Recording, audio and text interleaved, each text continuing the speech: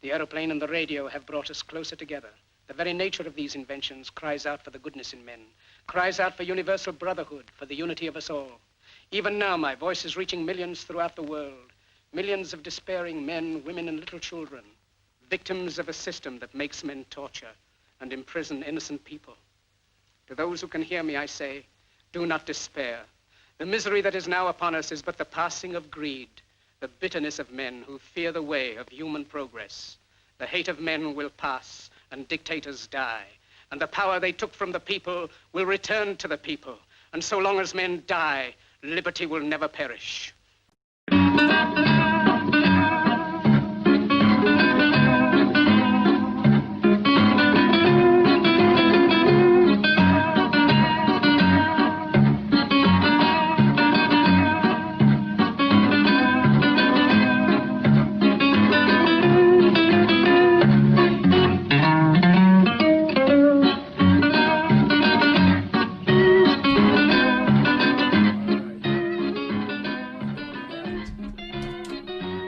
All right, that was Anton Karas of The Third Man, the theme song, as you know by now. And at the top, it was Charlie Chaplin from the great film, The Great Dictator, 1941. And we put that up there in the beginning because we are going to explore a case of the Espionage Act that took place 1917 of a film producer, film director, and a costume designer who had his own business, a fellow by the name of Robert Goldstein. And we have the gentleman who wrote the book in 1993, the only book out there on Robert Goldstein, and his name is Anthony Slide, who is a British-born citizen that moved to New York in 1971. He is now an American citizen, and he's probably the foremost archivist and filmographer on American cinema, or just cinema in general, particularly the silent film era. This guy is really special, and he has credits that you cannot believe, Anthony Slide. So we'll be talking to him shortly. But first, before we do that, we are going to interview our good friend at the ACLU, Ben Wizner, who is the director of the ACLU Speech, Privacy, and Technology Project. And he's going to give us a history of the abuse of the Espionage Act. So and then we'll be playing silent film trailers throughout. And at the end, we will have our good friend from the Courage Foundation come on, and that is Nathan Fuller, to give us an update on the Assange upcoming second part of his extradition hearing and events that the Courage Foundation has planned.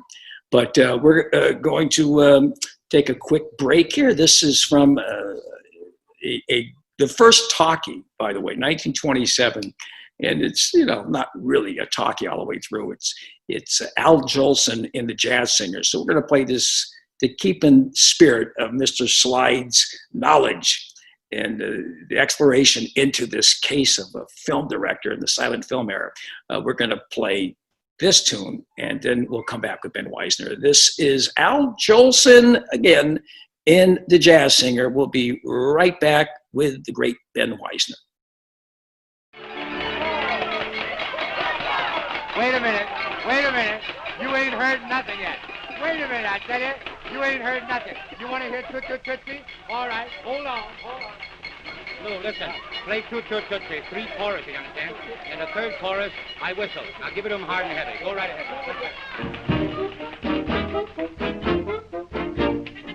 Toot Toot Tootsie, goodbye. Toot Toot Tootsie, don't cry.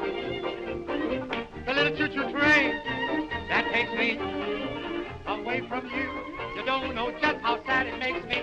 Kiss me pretty and then, ow, do it over again. Watch for the mail, I never fail. If you don't get a letter, then you know I'm in jail. Hey, don't cry, Tootsie, don't cry. Kiss me, Tootsie, goodbye. Okay, that was Al Jolson from the first talkie film, 1927, The Jazz Singer. I'm Randy Credico, Randy Credico Live on the Fly, and this is Assange Countdown to Freedom. Today we are focusing on the Espionage Act. And joining us right now is the, the director of the ACLU's Speech, Privacy, and Technology project. Also the attorney for this great American, this heroic American who is charged under the Espionage Act, and that is Ed Snowden. Ben, thank you for coming on the show at short notice. Of course, glad to be here.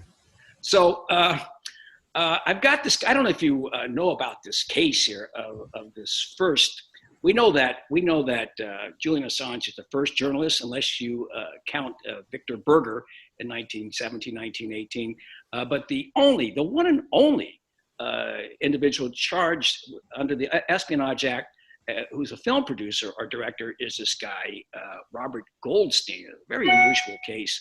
Do you know about this case much, or can you give us a layout of the Espionage Act? I can talk a little bit about the Espionage Act. I'll rely on you for sharing information about that case. But the Espionage Act, often referred to as the Espionage Act of 1917, was the legislation that Woodrow Wilson and the Congress used at the time that America entered into World War I in order effectively to crush dissent, to try to marginalize and criminalize conscientious objectors, to try to shut down the media that was opposed to America's involvement in that war, and then ultimately to go after other kinds of dissenters. But this was a law that was really expressly designed to go after activists and media who opposed the U.S. entering World War I on the side of the British and against the Germans. We're now 100 years later, but the first years of the Espionage Act, including the Sedition Act of 1918, which amended it, really was a horror show for what passed for civil society in the United States. Well-known journalists and editors were pressured, were not allowed to use the mail. Eugene Debs was prosecuted under the sedition aspect of the Espionage Act, and this really was what led to the founding of the ACLU in 1920. It was all because of the Espionage Act. The attempt, and they were successful. It was this month in 1917 that Congress passed it, and it was later signed by Wilson, I think in July or August of the same year, and it went into effect. And he said that he didn't want anybody bad-mouthing our allies, the Brits. How has it been abused going back then, going forward over the last 103 years? Well, it's changed. I mean, remember, you had this first period right around World War I and afterwards where it was really used to go after dissenters. And the famous Supreme Court case, Schenck versus United States, in a decision by Oliver Wendell Holmes, he upheld the constitutionality of the Espionage Act and established the well-known but now obsolete clear and present danger test for First Amendment speech, and essentially said, in a time of war, the government has the authority to shut down speech that could present a danger to the national security. That test has since been eclipsed, and even Holmes himself came to regret his opinion in that case. But the Espionage Act was used during the notorious Palmer raids that went after immigrants and activists and labor unionists, around 1920, again, leading to the creation of the ACLU. In the modern era of the Espionage Act, we've seen a whole different flavor of abuse. The first person ever charged under the Espionage Act with providing national defense information to the press in the public interest was Daniel Ellsberg in 1971, but he wasn't convicted. Remember, that case blew up. There's a provision of the Espionage Act which makes it a felony to provide national defense information to anyone who's not authorized to receive it. But not until the 1980s was anyone ever convicted and sent to prison for giving so-called national defense information to the press. That now has become the principal tool of the crackdown on whistleblowers. And you've seen the Espionage Act used to go after people like Thomas Drake, like Chelsea Manning, like obviously Edward Snowden, and then a new Rubicon that's been crossed in the Assange case, where we're actually seeing the act used not to go after the leaker, but to go after the publisher of this information and to prosecute someone who had no obligation to maintain America's secrets at all. What does it pose, the danger of prosecuting Julian Assange? What are the implications? Well, look, I mean, there's a reason why the Obama administration, which had no love for Julian Assange, ended up not prosecuting him. They thought about it. They convened a criminal grand jury in the Eastern District of Virginia. They heard testimony from all kinds of witnesses. They tried for years to come up with a theory that could hold Julian Assange guilty of a felony, but wouldn't endanger the investigative reporting done by the Washington Post, by the New York Times, by the New Yorker, by other more mainstream media outlets. And ultimately, they decided they couldn't do it. That there was no way to fashion a rule that would say that Julian Assange is a felon, but Seymour Hersh is not, or Jane Mayer is not, or Barton Gellman is not. And so they decided not to go after this. Now, the Trump administration, in embracing this theory that Assange is guilty of a criminal conspiracy because he conspired with a source to publish America's secrets, has essentially put all investigative journalism on national security issues into the crosshairs. And if Assange is convicted, and if that precedent is established, then any time an investigative journalist in the United States convinces, cajoles, persuades, works with a source to try to convince that source to turn over classified information in the public interest, that journalist is risking a felony conviction under this kind of precedent. Remember, what is investigative journalism if not a kind of criminal conspiracy, right? What we want our investigative journalists to do is to conspire with their sources, to interrupt, to compete with the security state's monopoly on secrecy. That's what investigative journalism is, but if the Assange prosecution goes forward and sets this precedent, it will also be considered a felony. We haven't spoken to you in a few months, so things have changed. I was at the hearing in London back in February. You have seen what happened there. Is it like a charade? Is this a complete farce? Look, I was not there. You were there. I'm not an expert on British law, so I have not been as closely following the extradition proceedings. My job is to say, here's what happens if they actually extradite the guy. If they actually extradite the guy, we're going to be setting a really dangerous global precedent, right? Because what do newspapers in the West do? Well, we try to figure out the secrets of other countries, like China, like Iran, like Russia, and publish them in the New York Times or in the Guardian and the Washington Post. So if Julian Assange can be extradited to the United States because as an Australian publisher, he didn't respect the US secrecy laws, why shouldn't a New York Times reporter be extradited to Beijing because as a US citizen, he didn't respect China's secrecy laws, right? This is a really, really serious game that's being played here and a really dangerous precedent that could be set if we say that a non-American journalist not working in the United States is somehow bound by American secrecy laws. Wow, you summed it up right there. I don't even need to say what will happen at the trial if it is a successful extradition and he goes into that court in Eastern Virginia. Just the very mere charge against him and then him being brought over, even if he is, exonerated, that in and of itself is very chilling. Yeah, I mean, I think they're two different events, both of them very chilling. Again, one, the idea that a country can use its law to reach out to a journalist in another country and bring them back for the crime of publishing.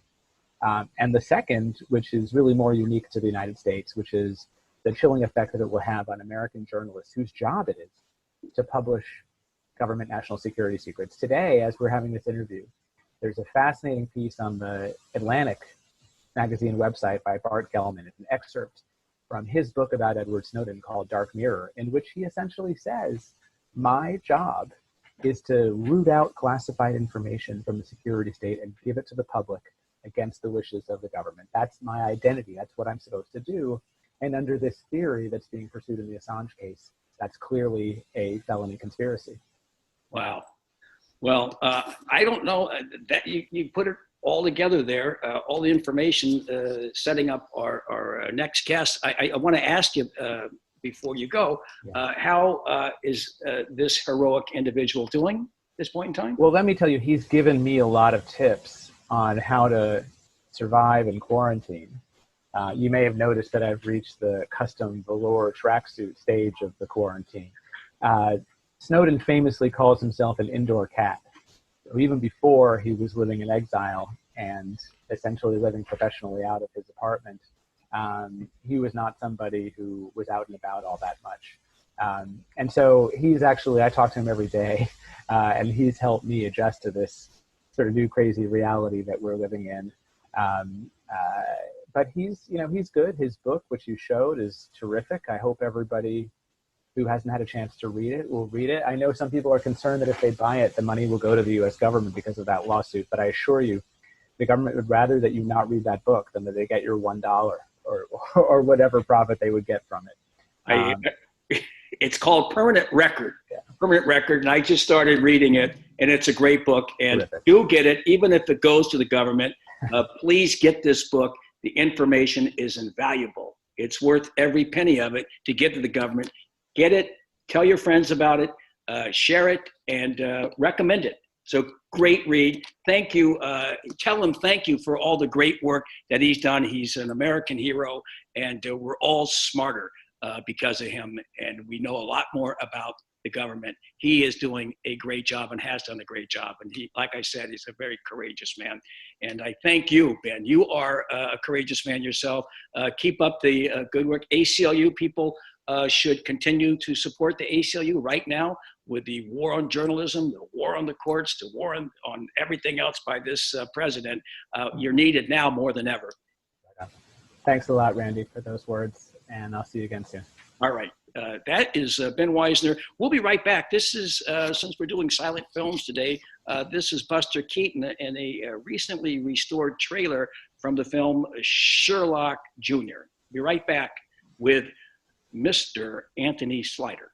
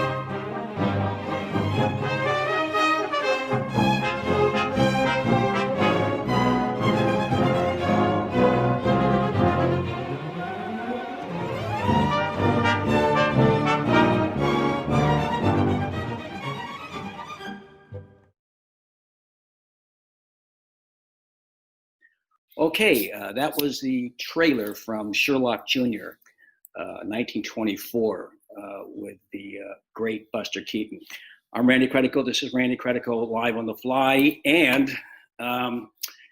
here we go. We have, as promised, probably the most important filmographers and archivists in America, cinema in general, and that is Anthony Slide, who joins us from Southern California, Studio City. Thank you, Mr. Slide, for taking the time out to do this show. Well, thank you for inviting me, and thank you for your generous comments.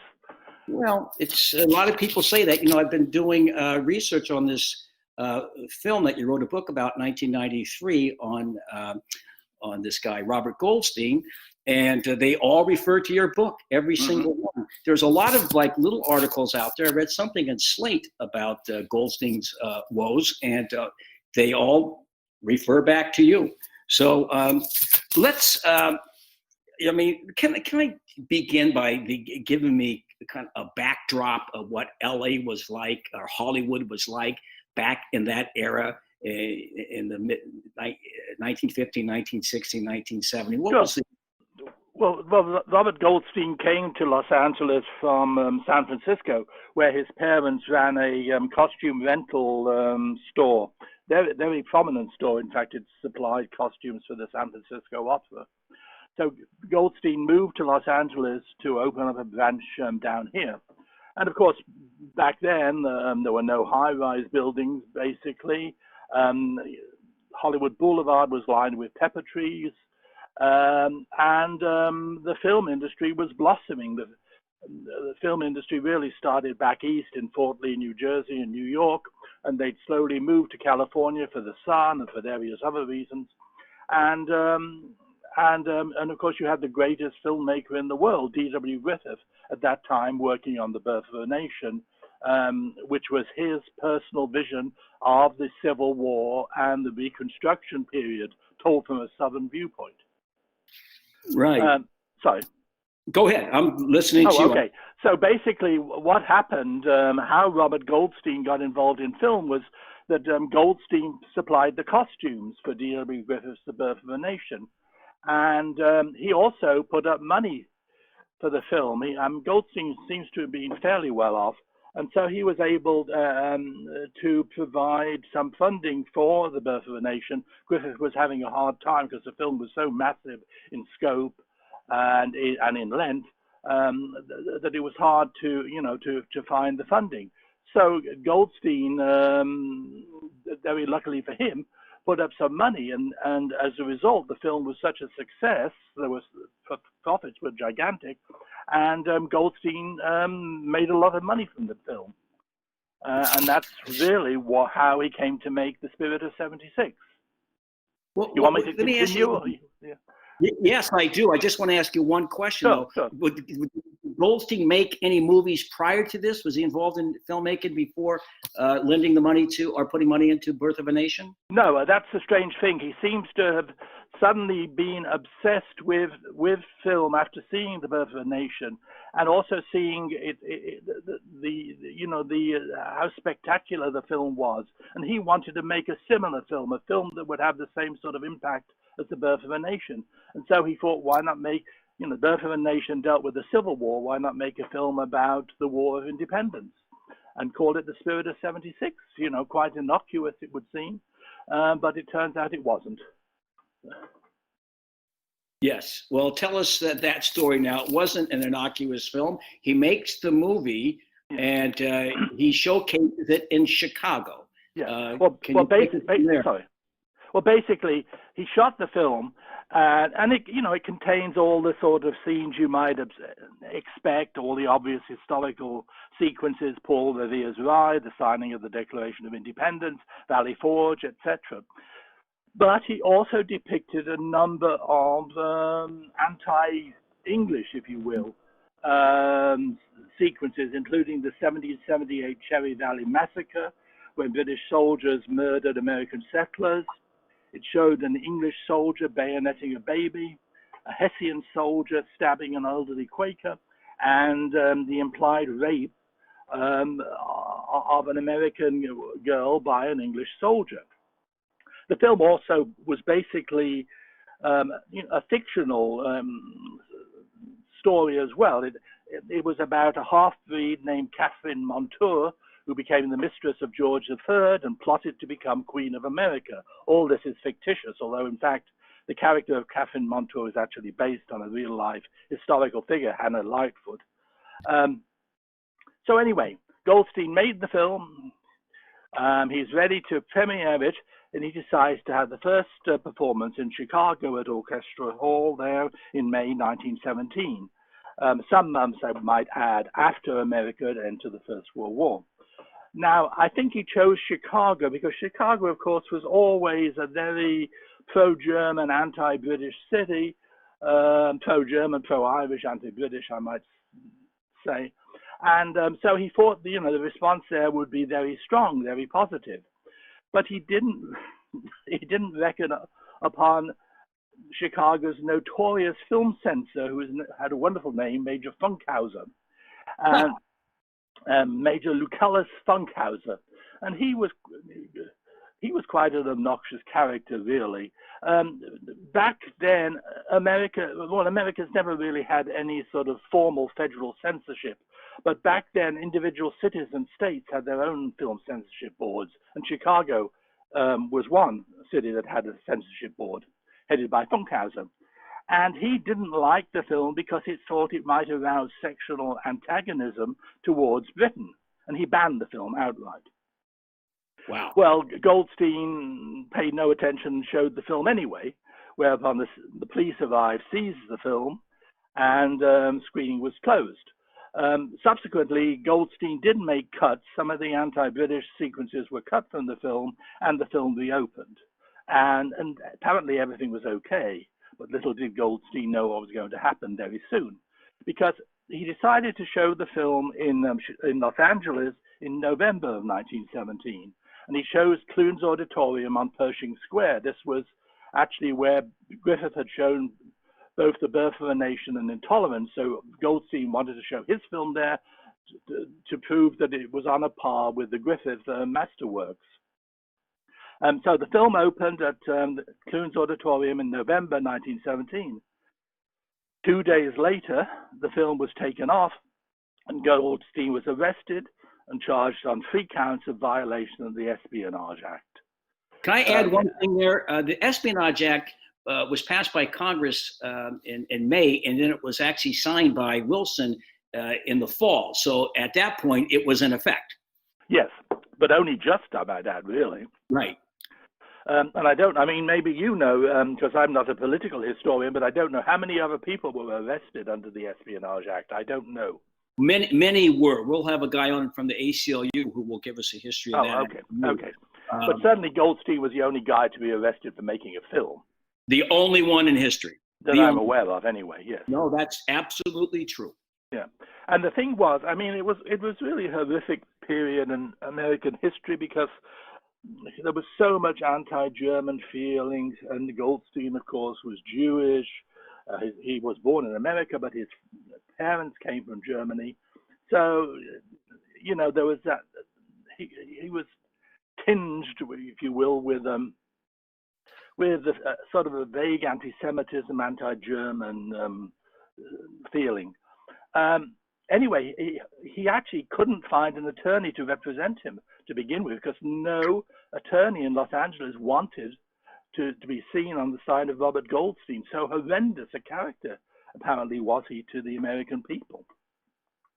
And eventually, in April of 2018, he was sentenced to 10 years in the federal penitentiary at McNeil Island and fined $5,000. He began his sentence in June of that year. He did actually appeal, but the appeal failed. Yes. He couldn't do this on First Amendment grounds because the First Amendment, 1915, the Supreme Court declared that ruled that the First Amendment did not apply to movies. And that was later changed years later. That's sort of interesting. I didn't know that. Yes, well, I did. I had to do a lot of research to find that out. So now he goes to jail. This is something that he had sent late. Actually, I'll read this later. So tell us what happens now. He goes to jail, and he has a 10-year when you think about it, that must have been horrific for the poor man. When you look at photographs of Goldstein, he's a small guy. He's got a round face. He looks rather. In fact, I used to know an actress named Jane Novak who was in The Spirit of 76, and she described him as very gentle, very soft-spoken, kind to everyone. What can you imagine? A man like that suddenly being put into, the federal penitentiary. What mental sort of suffering there must have been. It's really appalling. Yeah. And also, by the way, I think it's sort of interesting. Goldstein committed an offense against the Espionage Act because he made the film. But what about the people who financed the film, which was the Bank of America? Why didn't anybody go after the Bank of America? It seems always in American history, it's always individuals who suffer, never corporations or banks or whatever. whatever area of American history you're in, it's always the same story. That's interesting. It's like, I've done shows on Assange a lot. I mean, he's been charged with the Espionage Act, but all of the New York Times and the LA Times, CNN, Washington Post, who published the same stuff that he published, none of them were charged under the. They're all too big, I guess. Yeah. Well, so let me ask you this. So before, was this guy also in the director of this film? I think his name was Montgomery. He was actually Frank Montgomery. Yes, very minor character. Yeah. Yeah, but he wasn't charged. It was just the producer, and well, it was just Goldstein. I mean, Goldstein was the producer, yes. But as I just mentioned, obviously he had to go for outside financing. So other people were certainly involved in the production in one capacity or another. Cost $200,000 to make that film. That is correct, yes. Right. So why didn't D.W. Griffith, who's his friend, who I understand in your books, Goldstein went to him to get finance on the film, and he decided not to do it because he wanted to make his own version. Well, that's not strictly correct. What happened was Goldstein made a lot of money initially anyway from the profits he made from The Birth of a Nation. Okay, so he put that money into the making of The Spirit of 76. When he ran short of money, he went to Griffith and asked Griffith for a loan, and Griffith actually was a bit cheap anyway, but Griffith wouldn't give him any money. And in fact, Griffith had also talked about making his own film about the American War of Independence, but supposedly he had told Goldstein he wouldn't make his film if Goldstein was going to make his. He would step aside and let Goldstein make the first major feature film on the subject. I see. Well, why didn't Griffith, why didn't Griffith come to his aid? I mean, helped him. I mean, because he was friends with Wilson. Wilson screened Birth of a Nation in the White House, and you would think that he would have some clout with Wilson to get his buddy off the. Don't you think everybody was scared? Nobody wanted to be associated with Goldstein, I'm sure. Yeah. I mean, I don't think, Goldstein doesn't have credit on the film itself, The Birth of a Nation. It doesn't say costumes by Robert Goldstein. So in a way, the public perhaps didn't know of the connection to Griffith and The Birth, and Griffith probably didn't want to promote or publicize that. Yeah. Was this? I mean, this is all supposition. We don't really know. Yeah, but he adored, he revered Griffith. You have the story. You got a call from an auction house in New Jersey. Yeah, that's it's sort of strange how everything. Well, you called me last week about this, so after years later, I get these calls related to Robert Goldstein and The Spirit of 76. Well, back in 1993. Back in when? Well, about 7 years ago, about 2013, something like that. I get a call from an auction house in New Jersey, and they say, we've got this very strange artifact. It's a sculpture of a Klansman. It's solid silver. It's very impressive. I've seen photographs of it. And on the base, it says, from Robert Goldstein to D.W. Griffith, something like in admiration or appreciation, something like that. And it's obviously a gift from Goldstein to Griffith. It's a Klansman. It's solid silver. In fact, the auction house told me if somebody bought it just to melt it down, it was worth $7,000. Because I actually said I wouldn't mind buying it, but I don't have $7,000. The auction house actually was very nervous about this because they figured if they start selling memorabilia relating to the plan, they might sort of have problems with demonstrations and accusations of support for the plan, etc. Yeah. So they did actually sell it. They sold it. It went for about $8,000. Well, what's fascinating about that is the fact that he, like I said, this guy was a patriotic American. He wasn't someone who was even dissenting. He wasn't like a protester. He just, was a film guy. And he wrote this letter to the Academy that he was saying, "Why am I in this position? Basically, please help me." And the Academy It says, I am merely a lone man suffering a great wrong for no reason whatever. How can you refuse to help me obtain justice? I have never done the slightest thing to warrant this persecution and prejudice against me, which denies the very right to exist. What in the name of common sense can be the reason for such wanton injustice? That's a letter we wrote to the Academy. What was their response? Well, basically, what could the Academy do? And you have to remember back then, it was not the organization it is today. It was a fairly small organization founded in 1927. And, it only had a fairly small number of members. So it wasn't in the position of doing anything for Goldstein. It was also apolitical. The Academy supposedly is a non-political organization. Sometimes when you watch the Academy Awards and you hear everybody sort of speaking up for liberal causes, you might question that. But in fact, it's supposed to be a non-political organization. Can I read you something that Robert Goldstein wrote in, I guess you've quoted this, it's 1927, right? Yeah, that's 1927. If you have anything else, no, I'm sorry that you actually have but I don't think you said this part of it. He said, the worst I did was to blunder or use bad judgment. I am merely a lone man suffering a great wrong for no reason whatsoever. Can you refuse to help me obtain justice? Well, the Academy didn't refuse, but they weren't in a position to help him obtain justice. He had absolutely nowhere to go. And they asked Wilson about it. He wanted to quell any dissent against this war. Well, Wilson did eventually commute the sentence to 3 years in 1920, but of course the war then was over, and it was a different America. I think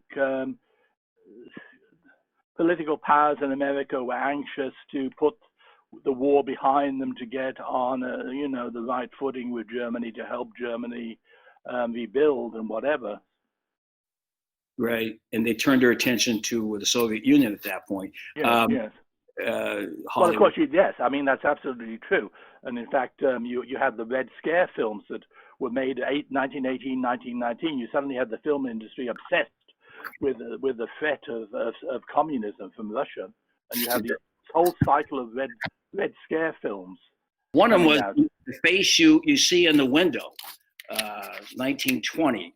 The face in the window, the face you see in the window, 1920 was one of those Red Scare films. So Goldstein is now he's commuted. Now, what does he do in 1920? He gets out of this in prison. This is where we don't really know exactly what he was thinking or whatever, but obviously, I mean, his career, such as it was over in America. He wasn't going to be able to make films anymore. It seems as if his family had disowned him. They didn't want to have anything to do with him anymore. He'd lost the business in Los Angeles. His father and mother were still very active with their own company in San Francisco. And in fact, it's interesting, when the father died in the, I think about 1924, 1925, he left the business to Goldstein's brother. Goldstein got nothing from the family business. So obviously he was disowned by his own family. And then what did he do after that? Well, I mean, what he did is sort of odd. He decided to leave. Well, it's not odd that he should leave America, but what is odd, he initially went to the Netherlands thinking he could maybe work in the Dutch film industry. And yet again, in hindsight, we wonder why. Does he speak Dutch? Why does he think there's going to be a career for him in the Dutch film industry, which is hardly the biggest film industry in the world? And of course, there isn't anything for him in the Netherlands, so he moves on to Germany. And he's actually there, I believe he says he was there 15 years in Berlin. And what he did in those 15 years, I do not know. He certainly couldn't get any work in the film industry. Right. So is that where the story ends?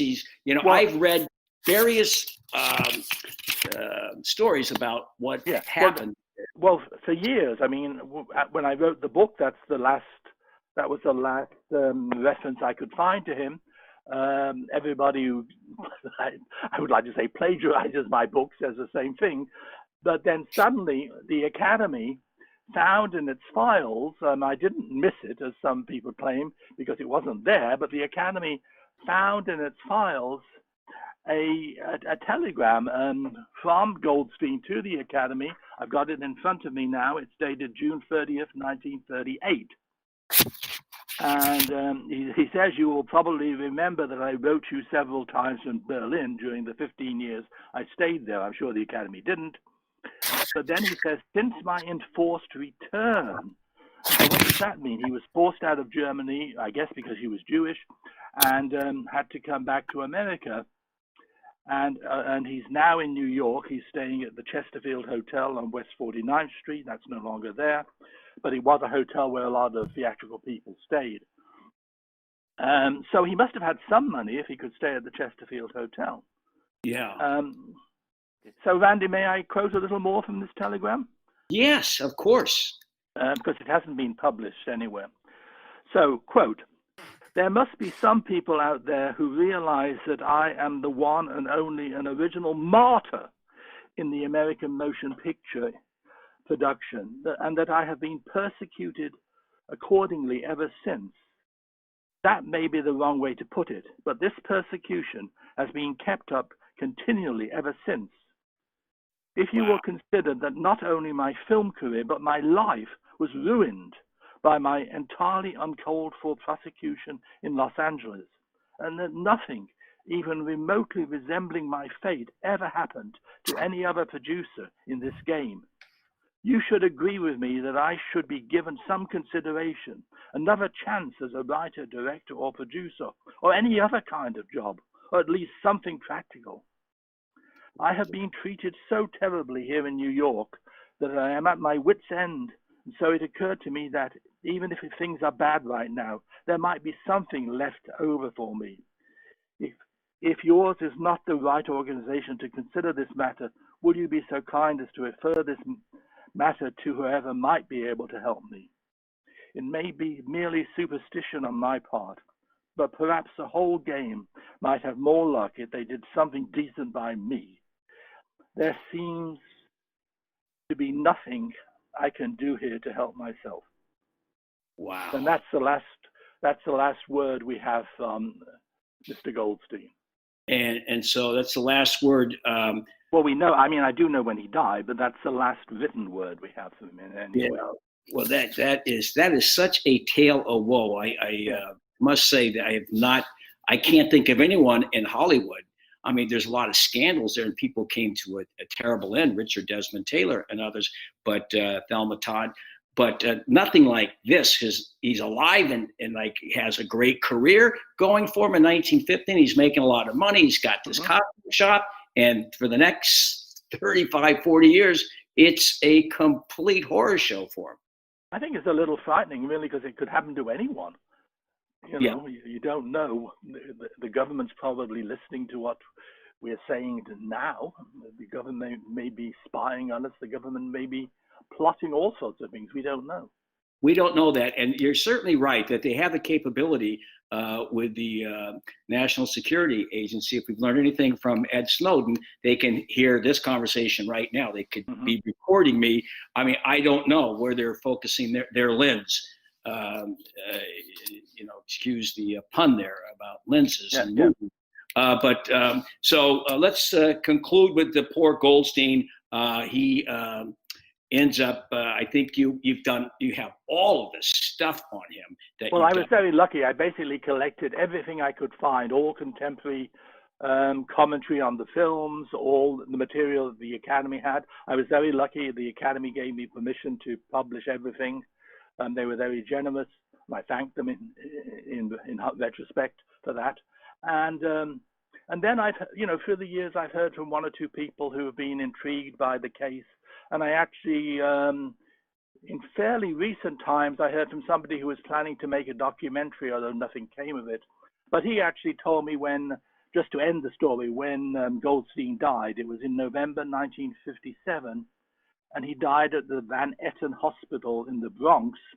That doesn't exist, but it's now the Albert Einstein Medical Center. And apparently it was a hospital for TB patients. So Goldstein must have died of tuberculosis.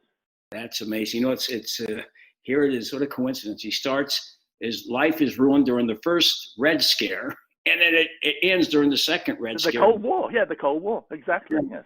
Well, in 57. That's such an incredible story. The name of the book is Robert Goldstein, Spirit of 76, 1993. I ordered it, but it hasn't showed up yet. I was hoping that it would get here, but the things are it's on Amazon right now. Apparently I didn't know he was still in print, but I don't think it is in print. But anyway, but I know Amazon has some copies. It would make a great motion picture, and I hope that they get the book from you and you become the chief advisor. All right, so that would be nice. That would be nice. Anyway, we're going to take a quick break here and talk about silent film and movies in general a little bit, if you don't mind. Of course. We're going to take a little break. This is the trailer from the Roundup, 1920, Fatty Arbuckle.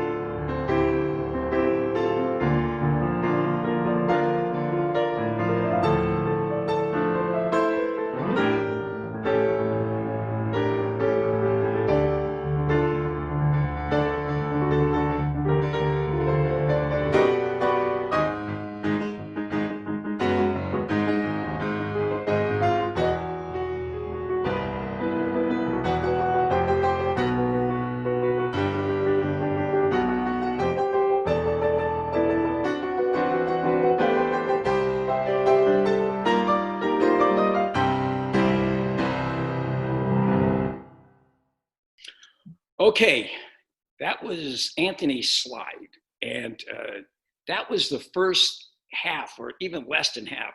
We continued the interview for about an hour and 15 minutes, and he really got into Hollywood and the scandals and the political nature of Hollywood. But that part that you just listened to was all about the Espionage Act in that case. We are going to have the entire interview available in about a week because this man went through so many different areas of Hollywood, for 30 years of Hollywood up until the end of the silent film era. So we'll have that for you. But we're going to take a little short break here, and we'll come back with some closing remarks and bring on our good friend from Courage Foundation, Nathan Fuller, to give you an update there on the proceedings and events that the Courage Foundation has planned. But we're going to play this video of another trailer. This is by Charlie Chaplin, and it is from The Circus. We'll be right back with Nathan Fuller.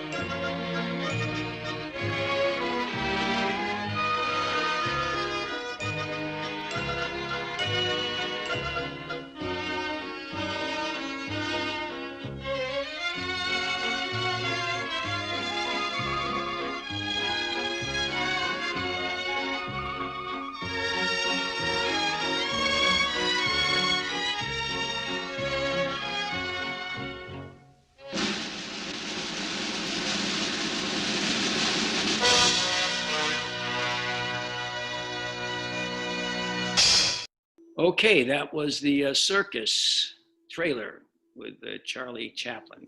Great film. I'm Randy Credico, Randy Credico Live on the Fly, and we are now being joined by, as I said in the last segment, by our good friend at the Courage Foundation. It's Executive Director Nathan Fuller, who is going to give us an update on the Assange extradition hearing and what events he has planned. Good afternoon, Nathan. Good to talk to you, Randy. How you doing? Good. So yeah, Assange's hearing, the remaining 3 weeks were scheduled to resume on May 18th, and they were postponed because of the coronavirus crisis, but also because Assange has had so little access to his legal team to prepare his legal defense in this massive, complex case. So that's being postponed. It's going to currently scheduled for September 7th.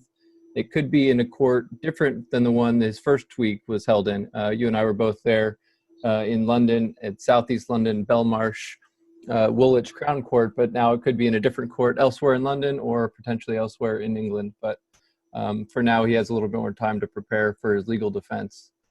Have you heard about his health? For anybody visit him lately? Unfortunately, we're hearing less and less about his health. It's harder and harder to visit him. It was already pretty difficult for Assange, but now in the coronavirus crisis, it's even harder. He's getting just these little 10-minute phone calls with his legal team. So that's all we hear. And we know, though, that his last video-linked hearing, he was too unwell even to participate in that just by video. But also we know that just being in that holding cell where he would have had to go would put him at risk of COVID-19. Well, that situation at that prison, it's a dank fortress. And, as we have learned, that virus really spreads like wildfire through the prison system. It's really dangerous, and the prisoners are not at liberty to protect themselves, and so they're relying on these prisons to take the correct precautionary measures, and they're just not doing it. And as we know, Britain has been very delinquent and derelict of duty in protecting citizens from the spread of corona. And as I said, the prisons are hotbeds for this kind of petri dishes for this type of virus. And they know that's a public concern, so they have released some prisoners, and they've taken some measures to release low-risk, non-violent prisoners, but they have carved out little exceptions in each one for essentially to say, we're not going to release someone named Julian Assange. They've said, prisoners on remand or under the Extradition Act don't get to be released, but he remains at risk and in solitary confinement for no good reason. Well, in the meantime, with all that grim news, what's in store for Courage Foundation in the future here? Yeah, so for the last 7 or 8 weeks now, we've taken our public rallies online, and instead having these webinars, online video panels, discussing various aspects of the case. And so we've just had a couple this past weekend, and you can find those at defend.wikileaks.org/webinars. And there we have recaps and videos of all our recent video panels. So check those out. And that's also where we'll be announcing more of those to come. Well, they will be coming down the pike here, and people should pay attention. And the Courage Foundation is on the website, couragefoundation.com. Is that couragefound.org, or then our site for Assange is defend.wikileaks.org. Okay, and just to follow Courage Foundation on Twitter is Courage Found. Courage Found. Courage Found. All right. Yep. All right. So thanks a lot, Nathan, for these updates. They're very helpful. Folks, that just about does it. I'm Randy Credico, Live on the Fly, and this has been Assange Countdown to Freedom. You can get all of our shows. This is, I think, our 24th show this year. I can't believe it. We're doubling our production under this lockdown, and we have a lot more to come. You can get them all at Assange Countdown to Freedom, to spell it out.com. All of them. If you want to support us, you can make a small donation there. And you want to support Courage Foundation, go to their website and help them out, because they're doing God's work. And that's all. That's a big thing to say from an agnostic. All right. Appreciate it, Randy. We are. Like I said, this has been a very depressing day. You know, all of this news on Julian, but we're trying to maintain our spirit, and that is going to be represented in this closing song. This is Nat King Cole singing a song written by Charlie Chaplin, and the footage is of Charlie Chaplin, and it's called Smile. And we'll see you again soon. Thank you very much, everybody.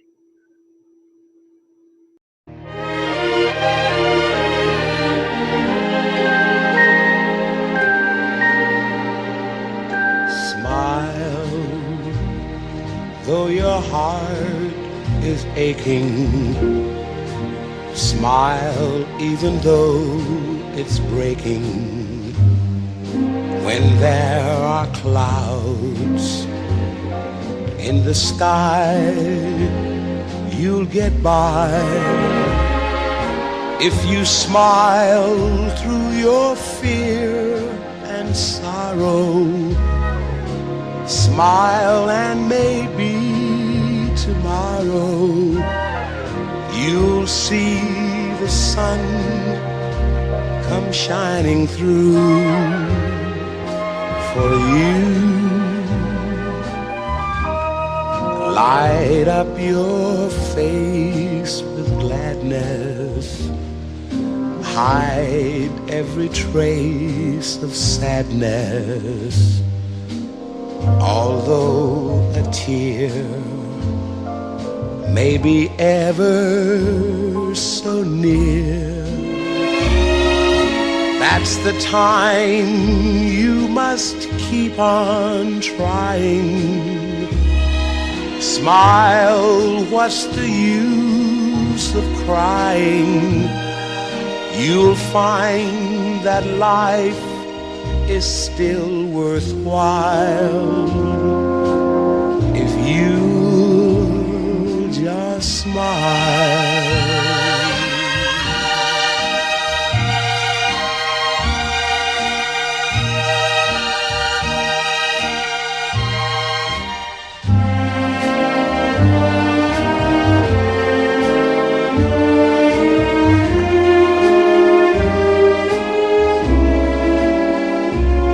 The time you must keep on trying.